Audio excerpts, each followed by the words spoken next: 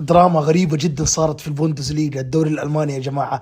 أمين عدلي لاعب ليفركوزن، شوفوا هنا ضربة جزاء، الحكم اعتبرها تمثيل، أعطاه كرت أصفر يبعد اللاعبين، أعطاه أصفر بغرض إنه مثل.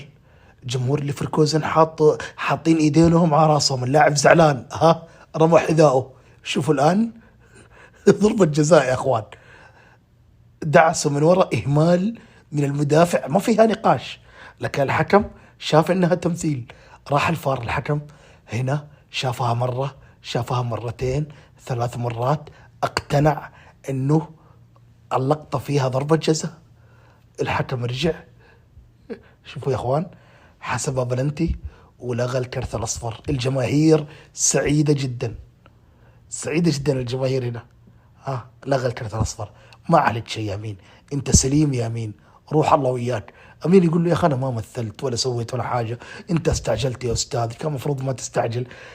لقطه ثانيه هنا، ضربه جزاء لامين عدلي ايضا، نفس الحكم قرر انها تمثيل وما هي ضربة جزاء وكرت اصفر. يقول له روح شوفها، روح شوفها.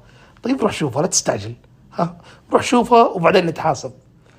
الحكم راح الفار مرة ثانية يا اخوان، شافها مرة مرتين وثلاثة، لكن المرة هذه الحكم رجع يضحك. رجع يضحك الحكم. شوفوا، شوفوا، حاول من هنا ان قراره صح، لكن الفار كذب الحكم. شوف الحكم الان يضحك، يضحك يا اخوان. شوف الحكم، نادي تعال يا مين. ما عليك انذار يا مين.